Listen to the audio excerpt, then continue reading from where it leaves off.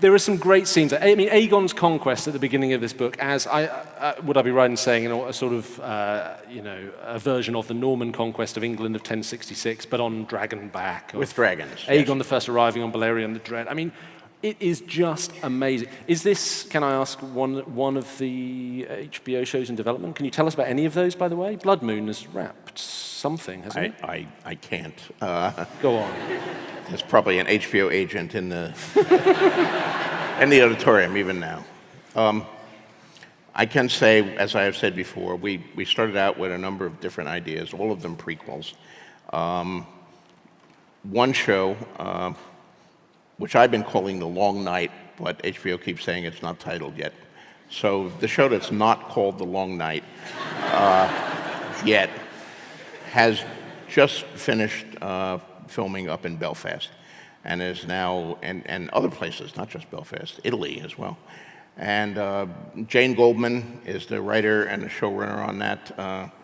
You've probably been familiar with her work. She was the scriptwriter on several of the X-Men movies. She did Kick-Ass, and she did the Kingsman, both Kingsman things. She scripted Neil Gaiman's Stardust. So she's a very experienced screenwriter, and she's done this story. And it is set, 5,000 years in the past of Westeros, so way, way, way before the events of Game of Thrones. And that's the one that is furthest along at the moment. And it's in pre-production, and right now it's just a pilot, but it's got Naomi Watts in it, starring. It's got Miranda Richardson, a lot of other very exciting actors, and we'll probably be finding out in the next couple months whether HBO is actually going to order the full series of that. That is very And exciting. meanwhile, we have 2 other pilots that are also in active development at some stage, and hopefully in the near future, one or both of them will be greenlit to shoot a pilot, and we may get more than one Westeros show on the air.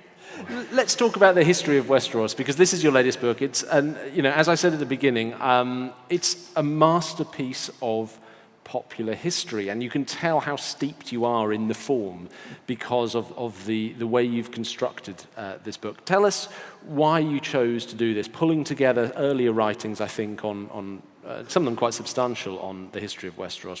Why put this together now? Well,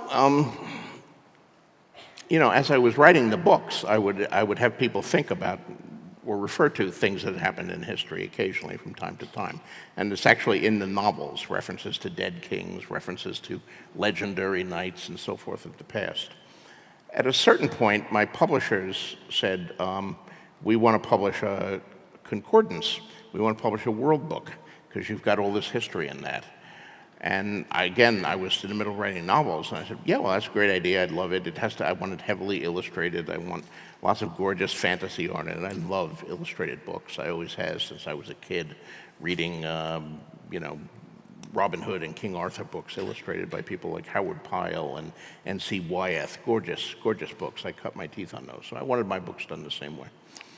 So, and I said, and I have little bits of history in my head that I haven't had an opportunity to put in the books yet, put in the novels yet, but I'll include them too as sidebars.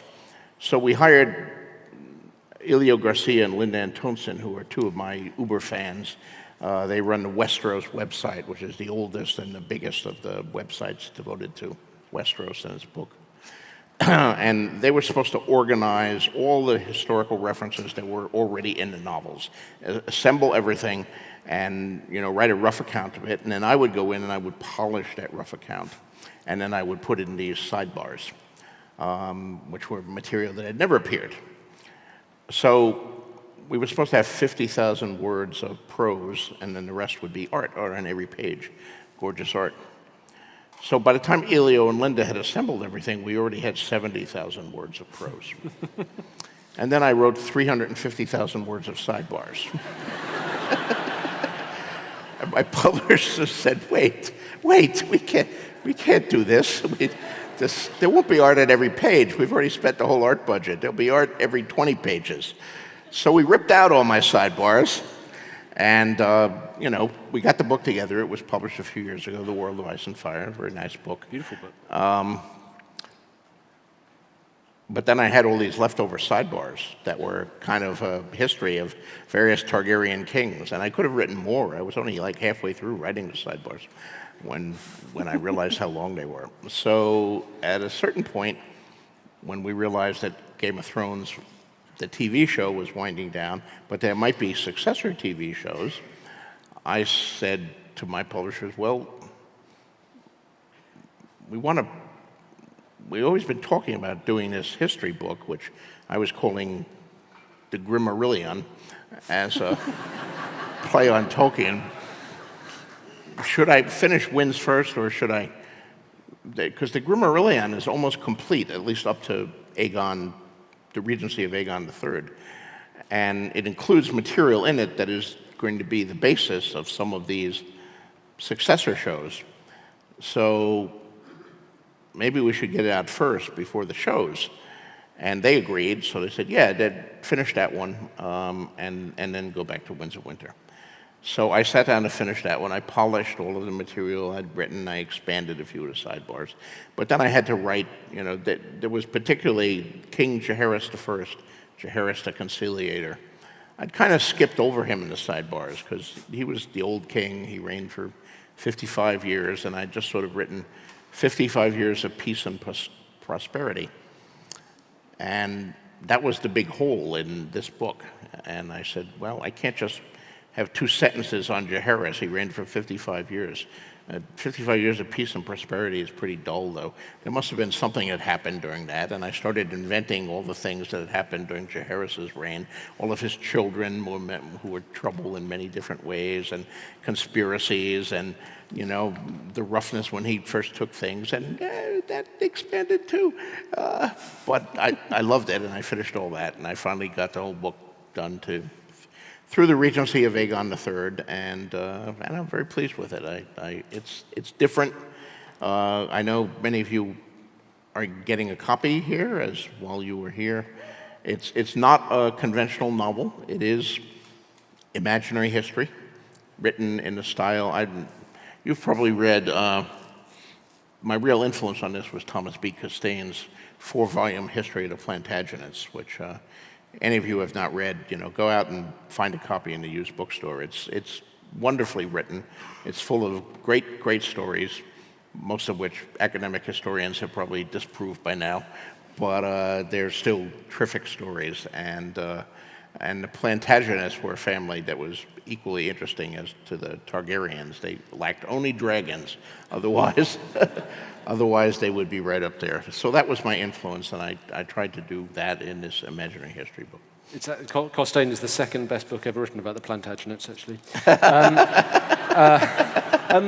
One more question here submitted from an audience member. Aurélie Passy, I think is the name. The second volume of Fire and Blood won't come out anytime soon, so very pessimistic about your output, but maybe with some justification.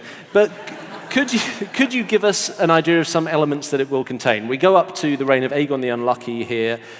What are the highlights of the putative next volume of this? Well, I mean, this book only goes up to the regency of Aegon and ends when Aegon III actually reaches manhood and takes control. So I have his reign to cover, which includes the death of the last dragons. Although Aegon III is called the Dragonbane, there are still 3 or 4 dragons kicking around when he takes the crown, and there are none by the time he's over. So that one thing I'm just going to cover why and what happens there, and some of the troubles and rebellions of his reign. And then ultimately his children, who are fairly interesting. I mean, he has ultimately 5, one of whom is Daeron I, the young dragon who conquers Dorne. And he's a 14-year-old Alexander the Great kind of hero king figure. But he dies young, and then his brother Baelor takes over. And Baelor is very religious, he's more of a St. Louis kind of figure. Little extreme in his religiosity, and among other things, he imprisons his 3 sisters in luxurious imprisonment in the Red Keep, the Maiden Vault, but he doesn't like them walking around court because they tempt him with, they have breasts and things underneath their clothes, and he finds that very disturbing to contemplate. So he hides them away. So I'll tell their stories, and I'll tell Baylor's story, and then after him, we get a brief reign of Viserys the second, and then Viserys' son Aegon IV, Aegon the Unworthy, takes over, and he's a very colorful figure himself. I obviously drew on Henry VIII for him. Henry VIII had 6 wives. Aegon the Unworthy had 9 mistresses, and they all exist in my head. I know who they all were and what happened to each of them, and who had their head chopped off, and who had affairs, and who did what. So there's a lot of cool material of that. And then you get into the Blackfyre Rebellions, of which there were 5. I've referred to them frequently, so I'll get all the details on the Blackfyre Rebellions, and ultimately we'll get up to the Mad King and Robert's Rebellion, and Wow. that's where I'll draw it to a close. But when am I going to write it? Well, I got to finish Winds of Winter first, and then probably a Dunk and Egg, and then I don't know. I don't know. I need more hours in the day, and I need to be 20 years younger and all of that. But you can only write one word at a time, so that's what I'm doing.